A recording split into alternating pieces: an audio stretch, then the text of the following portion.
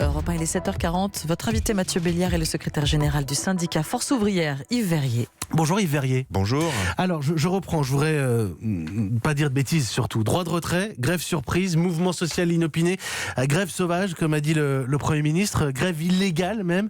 Vous retenez quoi ce matin comme terme, Yves Verrier ? Je retiens droit de retrait et dialogue social.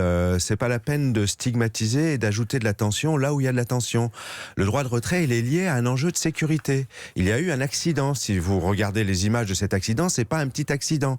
Et le chauffeur s'est retrouvé seul à devoir parer, lui-même blessé, à des risques supplémentaires qui auraient pu s'ajouter à l'accident et à venir au contact des usagers qui ont subi. Le droit de retrait, il doit être appliqué quand il y a un danger grave et imminent.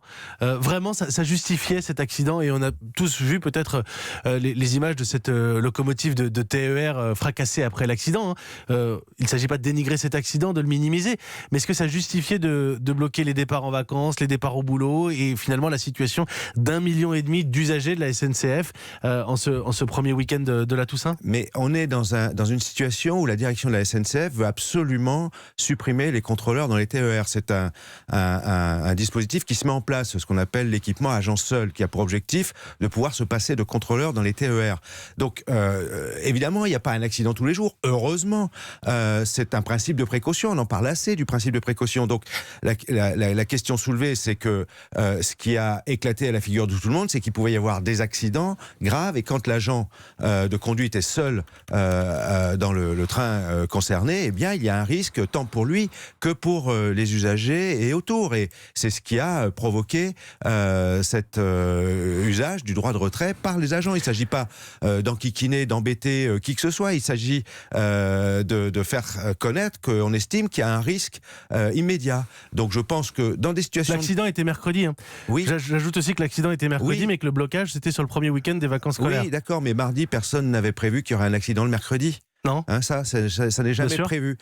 Si on prend le transport aérien, dans les avions, vous avez du personnel navigant commercial. Ce ne sont pas des agents dont la seule mission est de vous servir un café. Ce sont des agents qui ont un rôle majeur en matière de sécurité. Ils vous font les démonstrations au départ. Vous me dites que c'est pas un prétexte, ce droit de retrait, c'est pas un prétexte pour mettre un peu de tension. Les accidents d'avion, c'est rare. Et c'est, y compris quand il y a un accident d'avion, c'est très rare que le PNC soit en capacité, quand l'avion se crache, comme on entend parler de temps en temps, soit en capacité de préserver ou de protéger quoi que ce soit. Donc, c'est un véritable principe de précaution et pourtant, ils ont un rôle essentiel. Donc, on espère qu'il n'y aura pas d'accident, évidemment. Et si le raisonnement, il est de se dire, puisqu'il n'y a pas d'accident, on ne met plus de contrôleurs, puisqu'il n'y a pas d'incendie, on ne met pas de pompiers, et puis le jour où il y en a un, il n'y a plus personne. Des sanctions vont être prises, vous l'avez entendu. J'espère qu'on ne va pas prendre de sanctions, qu'on se met autour d'une table, qu'on discute, qu'on fait un stop sur ce développement de l'équipement agent seul et qu'on examine des solutions alternatives qui permettent de répondre à cette question de sécurité. Et puis moi, je vais vous dire... Il y a eu un engagement là-dessus quand même, sur les sanctions. Qu'est-ce que ça implique comme réaction de votre côté ? Vous représentez Force ouvrière ce matin, d'autres syndicats, Sudrail, la CGT sont concernés.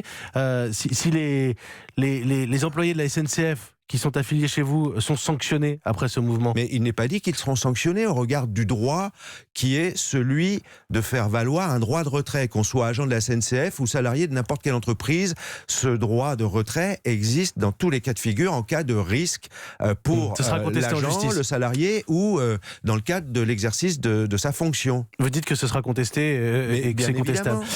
Beaucoup, alors vous me parlez du droit de retrait et de ce qui s'est passé dans les Ardennes mercredi dernier. Beaucoup ont sous-entendu que c'était au moins un tour de chauffe, si ce n'est un prétexte avant la grande mobilisation contre la réforme des retraites prévue le 5 décembre.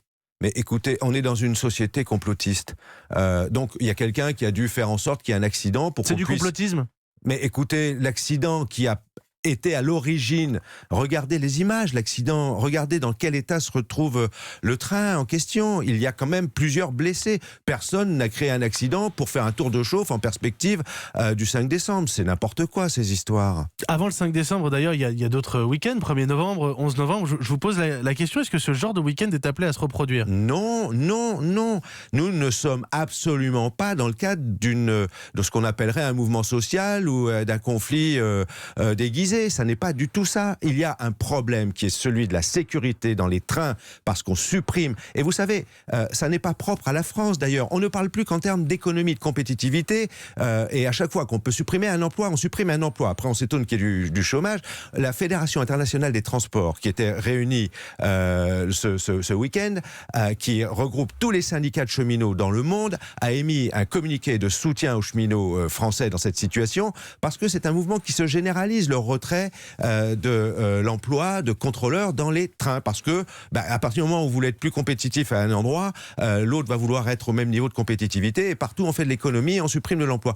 Vous savez, on vit dans une société, on ne va pas remplacer tout le monde par un robot. Dans un train, demain, même s'il n'y a pas d'accident, vous pouvez avoir un usager qui a un souci, une personne âgée qui a du mal à monter dans le train, une personne avec un handicap ou une difficulté quelconque. Chacun doit se débrouiller tout seul maintenant. C'est comme ça la société qu'on veut nous faire. Alors qu'on manque d'emplois, ce sont des emplois de relations, de services à la personne qui sont des emplois importants. Il faut reconsidérer, apporter toute la considération à ce type d'emploi. Voilà pour le fond, chacun se fera son avis et réagira au 39-21 s'il le souhaite. D'un mot, simplement, pour la polémique. Guillaume Gomez, chef des cuisines de l'Élysée, qui qualifie les cheminots de feignants qui prennent les usagers en otage. Mais vous savez, ça c'est épidermique. Alors avec les réseaux sociaux, c'est le genre de réflexion qu'il peut arriver qu'on se fasse soi-même. Bon, ils nous font chier, voilà. Ouais. Sauf que quand on l'écrit sur un réseau social, tout de suite, et puis si en plus on est chef de cuisine à l'Élysée, ça fait de l'écho. Moi voilà, pas plus laissons tomber, c'est pas grave. On laisse tomber. Merci beaucoup Yves Verrier, merci d'être venu répondre à nos questions.